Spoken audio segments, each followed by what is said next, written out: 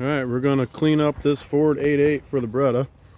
The old man's got his big bad blaster here. That will make this a hell of a lot cleaner. Because it's cheap and it will be nice and functional. It's also pretty ugly right now. And we can make that better in a hurry.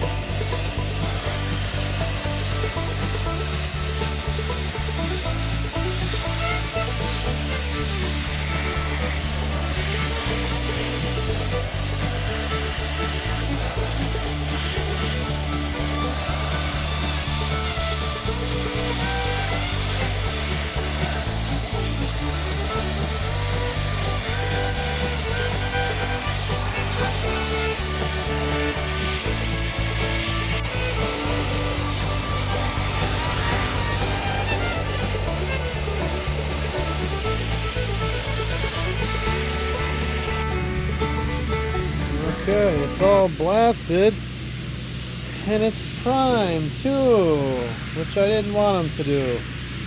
I guess I didn't specifically say that though. Son of a bitch. I'm sure it was really pretty when it was bare metal, which is what I wanted for the fabric that I got to do on it, but it's not rusty anymore.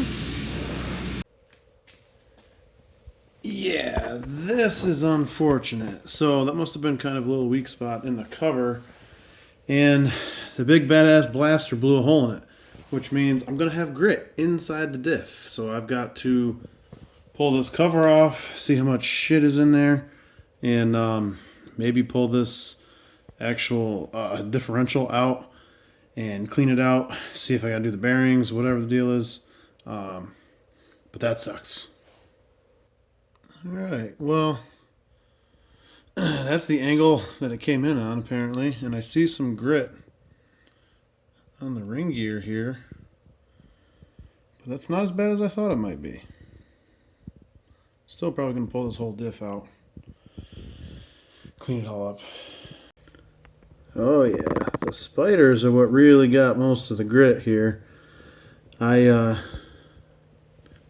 even the ring gear got a fair amount. I turned the pinion by hand, and ooh, it made nasty crunchy noises. Okay, time to clean this grit out of here. That pinion looks pretty good. These spiders are definitely going to take some work though. I'm going to have to figure out what I can clean these spiders up with. It's not going to screw with the clutches and the limited slip. Because the last thing I want to do is turn this limited slip into an open, basically, if I got the wrong, if WD-40 would race hell with them or something. I got to find out. Alright, that was kind of a nightmare, but I think I got this all cleaned up and ready to drop back in. I cleaned the pinion out too.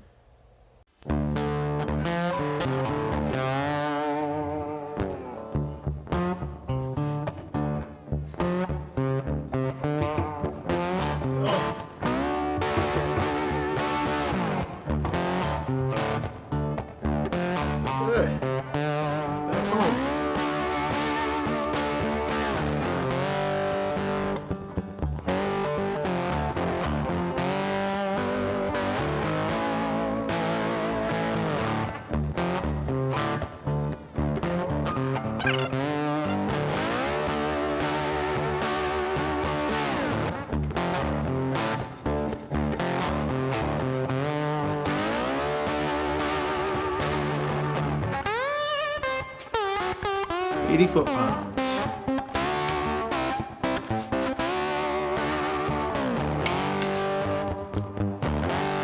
Hard to do that without it wanting to come off the jack stands. Whoa, yeah. That's fun.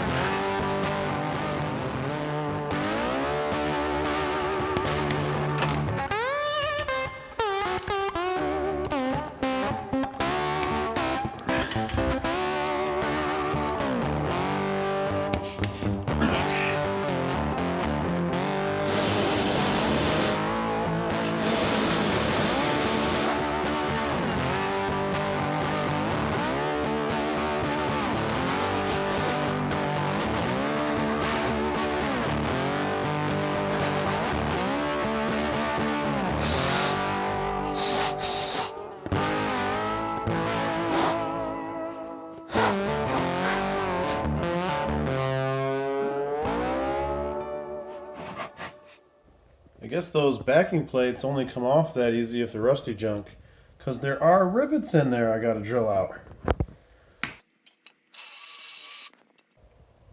Alright, the backing plates are shot. I'm not going to worry about those. I'm going to keep this e-brake stuff for now, but I think what I'm going to do is a hydraulic parking brake. I'm going to divorce the front brakes from the rear brakes. That'll give me more control when I want to do burnouts and drifting and stuff. I think what I can do is use a pin underneath the handbrake, and that way I can use that as my e-brake, and it'll keep everything simple. One set of calipers instead of doing dual calipers on the back, and have an e-brake and a drift brake and a sort of reverse line lock basically that way, and because I can slam on the front brakes and have it not affect the rear brakes. So that's going to be a nice simple way to do everything that I want to do, I think.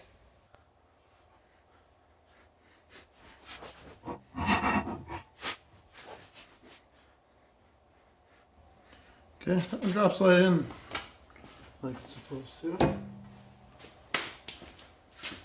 But this side's not happy.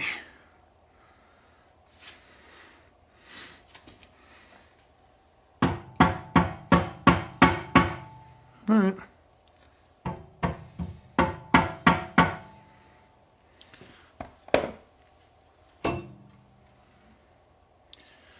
Alright, that was just kind of whacking the axle flange with a rubber mallet a little bit, putting a little bit of pressure on the C-clip.